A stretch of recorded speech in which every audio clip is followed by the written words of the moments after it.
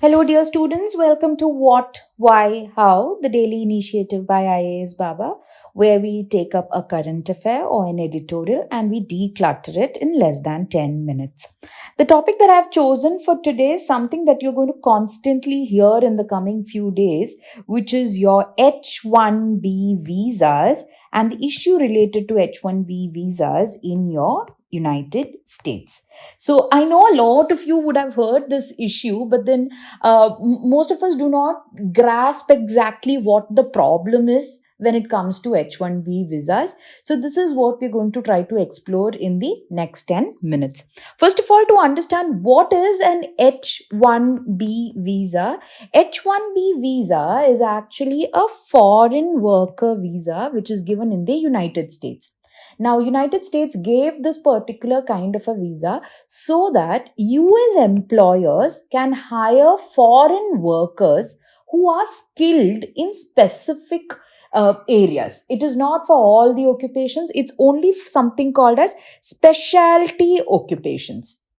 Now, mind you, specialty occupations is not defined in their rules or anything, but very recently, in the current change that is happening, they have gone about and defined what specialty occupations are.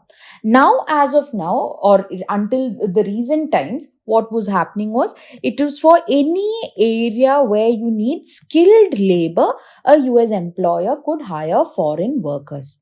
Once hired, the visa program, both the regulation and the implementation of it, happens via the United States Citizenship and Immigration Services. Now, a lot of people do have a misconception that H1B visa means you will get US citizenship. That is not right. What happens is the H1B visa actually allows for an initial stay of almost 3 years, which may be extended to a maximum of 6 years. Now it is only extended by the employer.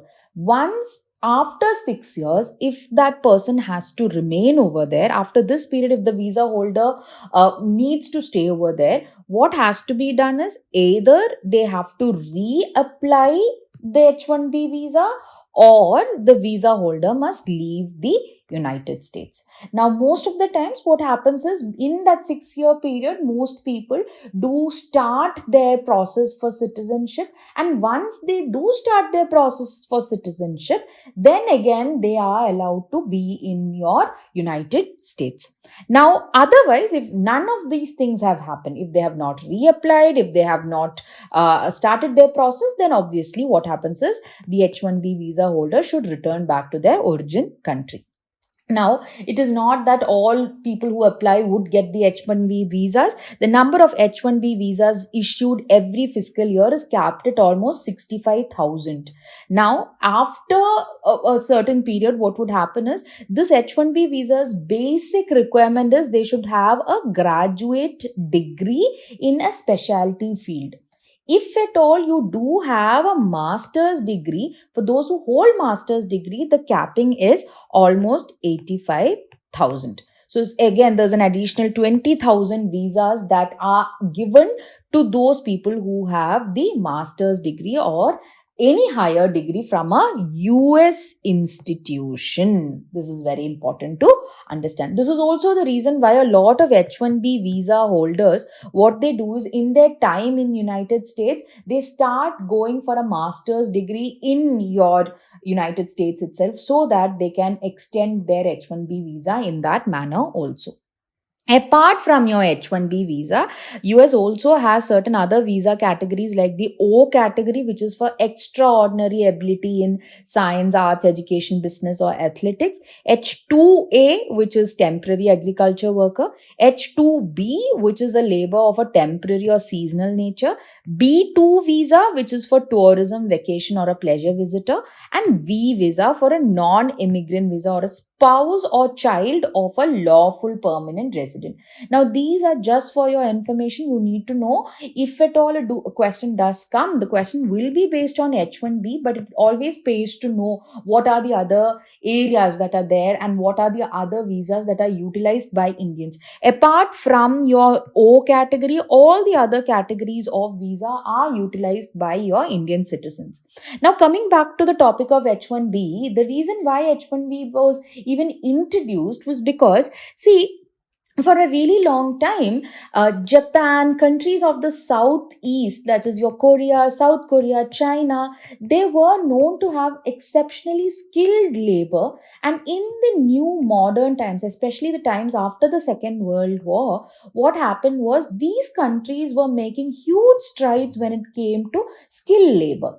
So what happened is United States was falling back, and they needed people to come to United States and have this kind of a skilled occupation or skilled labor force over there. That is when they introduced your H1B visa. Along the same time, what was also happening is, in United States, Silicon Valley was also getting developed as a global technology hub, and this required STEM workers, that is scientists, technology professionals, engineers, and mathematicians. And this is the reason why United States even started your H1B program, to attract skilled labor from all the other countries. But on the other hand, this has also worked out really well for them, because not only the tech industry, even the traditional industries in the United States, who were then moving on to computerization, etc., they also benefited from it. In fact, it was also seen that the native workers in United States, their wages also started improving, because the skilled laborers who obviously require more money, who require more wages, would be there in United States. And there was a general wage increase seen in all the worker categories in United States. Now, these are all the points in support for H1B. Apart from that, it was also seen that immigrants and people who got the H1B visa were actually, they've contributed very significantly to the United States patent activity. In fact, they have gone forward on innovation, they've filed patents, they've founded companies.